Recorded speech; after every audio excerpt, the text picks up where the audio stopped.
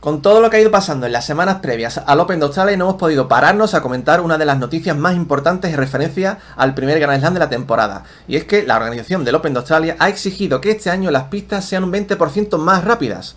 Y esto pues cambia por completo las condiciones del juego. Vamos a ver a quién beneficia esto un poquito más y quién seguro no se siente tan beneficiado y no le habrá gustado nada escuchar esta noticia. Estás en el canal de Punto de Break, cabecera, y empezamos.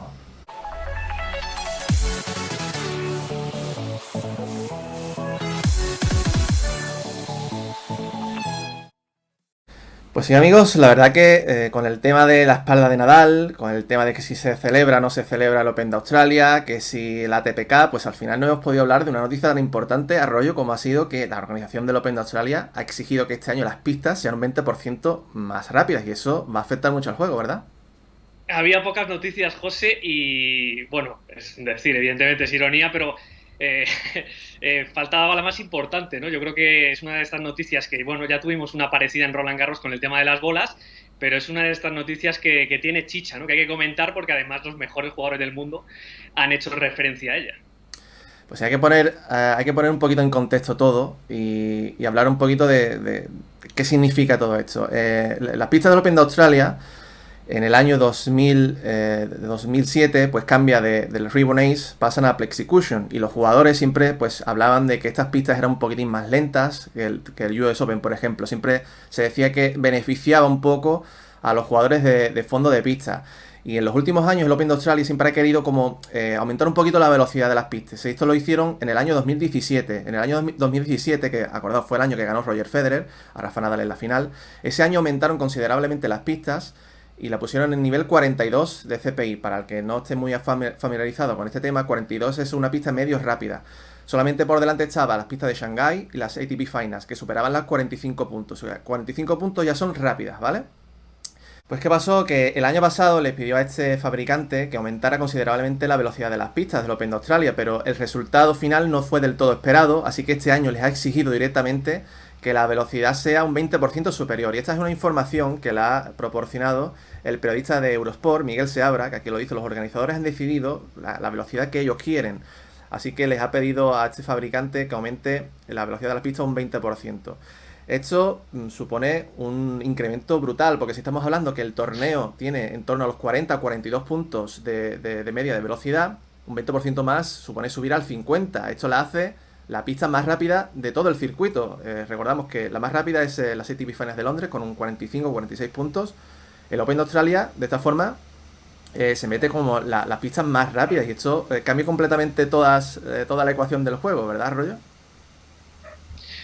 Además, porque los principales protagonistas ya se han hecho eco de ello. Decía el tuit de Miguel Seabra que ya evidentemente se han ido jugando torneos antes, no acaba de empezar de alguna manera la actividad en estas pistas, y tanto Tim, Nadal como Djokovic, lo vamos a ir viendo, han ido haciendo declaraciones un poco recogiendo lo que está pasando. Aquí vamos en pantalla lo que ha dicho Dominic Thiem, que ha sido el primero en abrir un poco esta corriente de opinión, diciendo que todos los tenistas con los que ha hablado en estos últimos días pues le dicen más o menos lo que estamos comentando, ¿no? Que la superficie está mucho más rápida que el año pasado, y él también lo ve así. Estas declaraciones son del 6 de febrero y es verdad que tanto él como Nadal más recientemente, se han hecho eco de lo que está pasando, ¿no? Aquí vemos como Rafa también ha aludido a ello y ha ido un paso más allá. Aquí Rafa deja claro lo que está sintiendo, ¿no? Él dice que son las pistas del Open de Australia más rápidas en las que ha jugado en toda su carrera. Él ya jugó en las de 2017. Yo recuerdo también unas declaraciones de Tony Nadal en 2014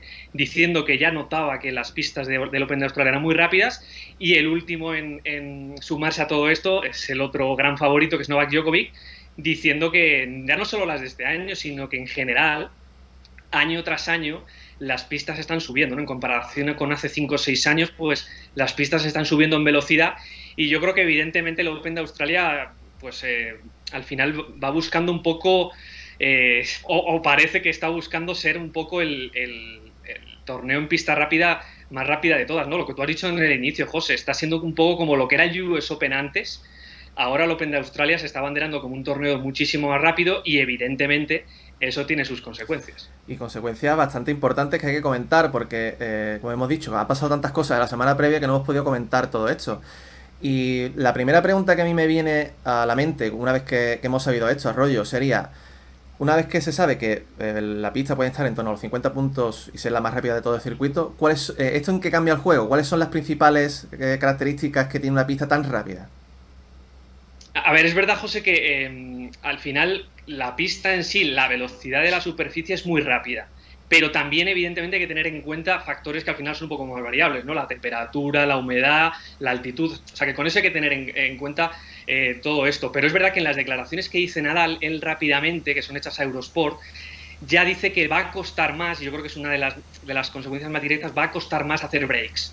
Al final apoyarse en el servicio yo creo que va a ser mucho más útil en una pista como estas. Hay perfiles de jugadores que dependen más del servicio que en general de todo su juego, yo creo que se van a ver beneficiados. Ahora entraremos un poquito más en detalle, pero evidentemente el juego se hace mucho más rápido, ¿no? Yo creo que al final tienes que tener muy claro que el primer y el segundo golpe es más importante que el cuarto o el quinto, ¿no? Eso es un poco la dinámica que viene cambiando últimamente en Australia, y eso al final, por eso vemos, sobre todo, al final el juego se acelera mucho más, puede haber probablemente más tie breaks, y yo creo que en general eso dificulta un poco lo que venía siendo el tipo de partido que veíamos antes en Australia, que era una pista que no sé si favorecía o beneficiaba, pero sí se podían ver intercambios más largos. Recordamos evidentemente ese Nadal Djokovic del 2012 y cómo luego ese Federer Nadal no tiene nada que ver, es todo muchísimo más directo, mucho más frontal, y eso evidentemente yo creo que lo van a notar muchísimos jugadores.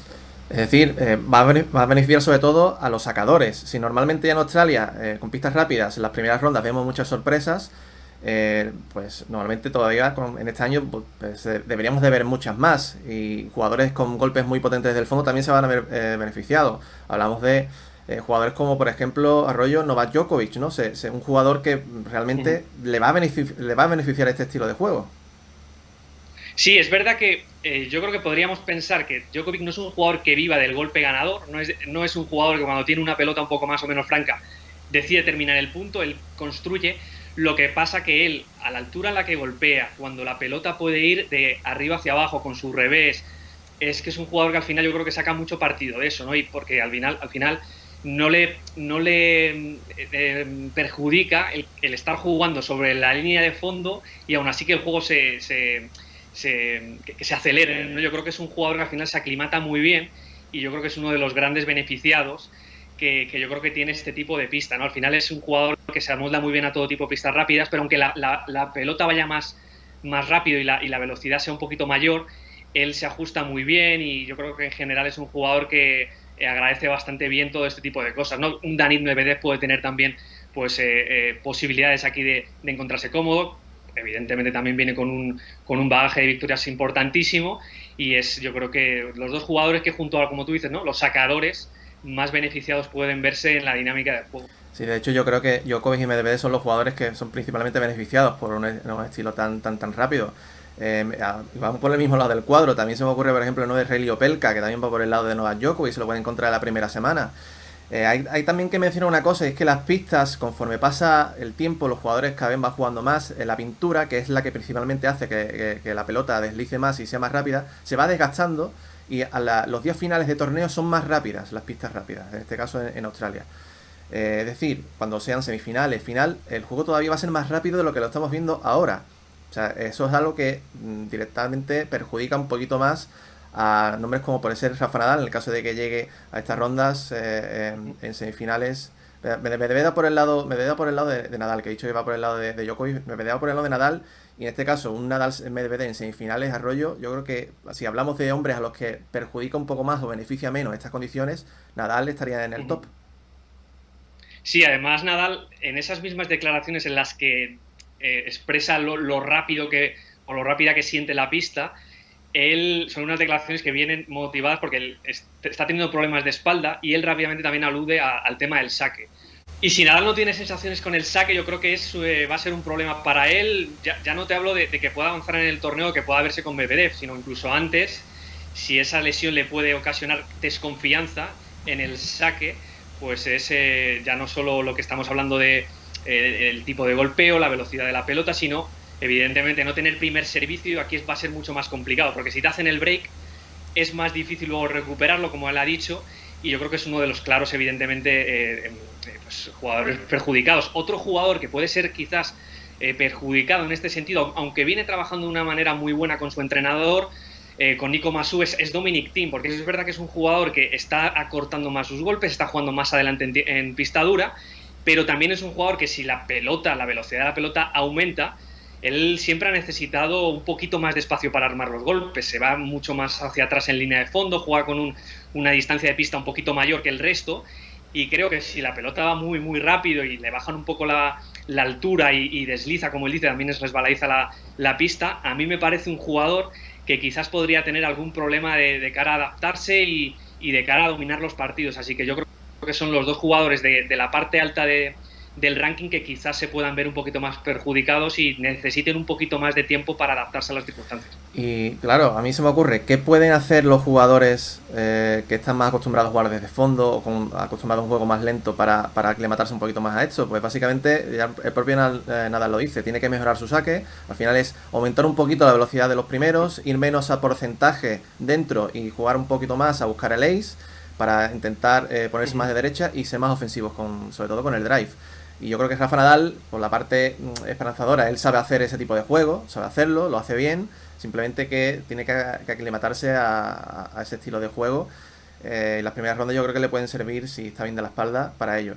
Y bueno, algunos se preguntarán, bueno, ¿y cómo es posible que aumente la velocidad? ¿Cómo se hace eso, no? Si las pistas es la misma, no han cambiado la Rod Laver Arena de sitio, es la misma. Básicamente, sobre todo es la pintura, que es la que hace que resbale un poquito más la bola cuando aterriza, y eso es lo que hace también sobre todo que aumente la velocidad.